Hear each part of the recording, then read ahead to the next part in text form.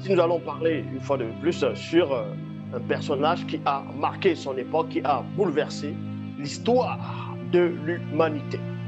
Ici, nous allons parler de Marie, communément appelée en gros, son vrai nom c'est Eyumé.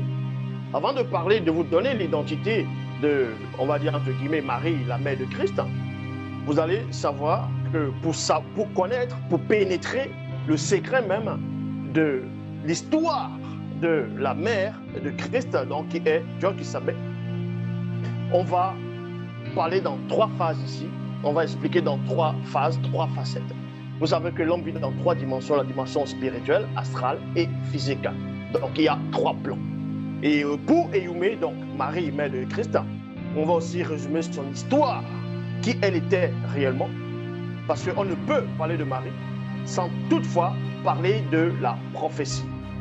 Vous devez comprendre que l'histoire de cette femme qui a marqué l'histoire, son époque, et qui continue jusqu'à présent à marquer l'histoire, se déroule premièrement dans le plan spirituel.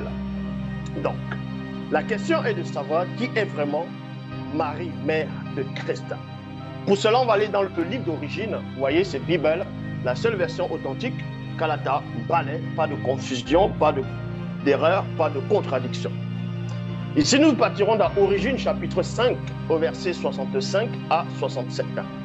C'est l'histoire d'un puissant patriarche qui est sorti spirituellement de son corps, qui a été initié, intronisé, et cette personne était connue sous le nom de Dumisset.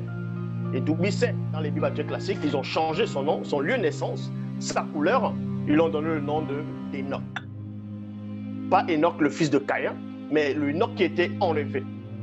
Donc ici, c'est l'histoire d'Enoch qui, quand il sort de son corps, il y a 2 puissantes entités qui vont le guider, qui vont lui montrer des choses dans le monde spirituel, le monde des esprits supérieurs. Et là-bas, à un moment donné, les entités vont lui transmettre la prophétie sur la mère de Christ. Qui elle est vraiment, quel sera son rôle dans le plan visible